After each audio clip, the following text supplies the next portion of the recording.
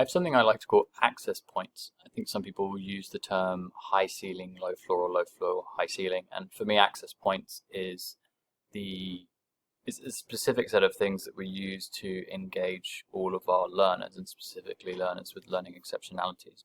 I'm thinking of specific examples of, let's say you have a student with a low incidence designation in the class, and what they're working on is knowing the names of their peers, or following simple instructions, something along those lines. And despite the rest of the abilities of the kids in the class, for this student, let's just call them Terry. For Terry, what's really engaging and what's meaningful for them is to actually to hand out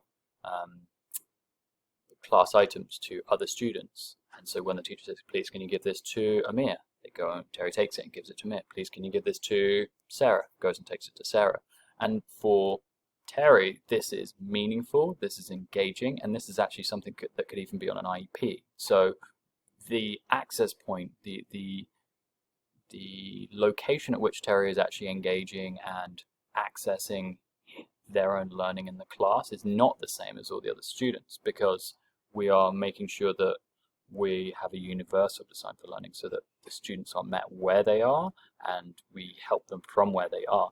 So rather than looking at saying, oh yeah, but Terry's not at grade 2 math, well, that doesn't matter, because we're looking at where is Terry rather than where Terry is not. So if we take the student, where are you? What are you working on? And I like to think of it as a roadmap. Where are you now? Where do you want to go? And then that can tell us how we want to get there.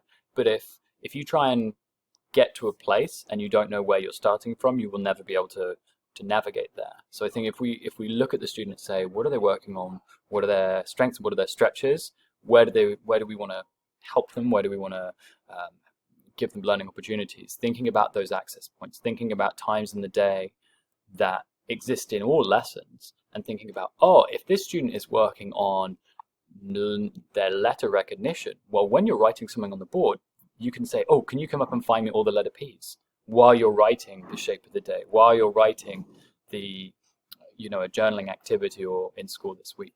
So by creating access points for the student, what you're doing is actually meeting their needs, despite the fact that they are not doing the same thing as all the other students, because actually their needs are not the same as all the other students.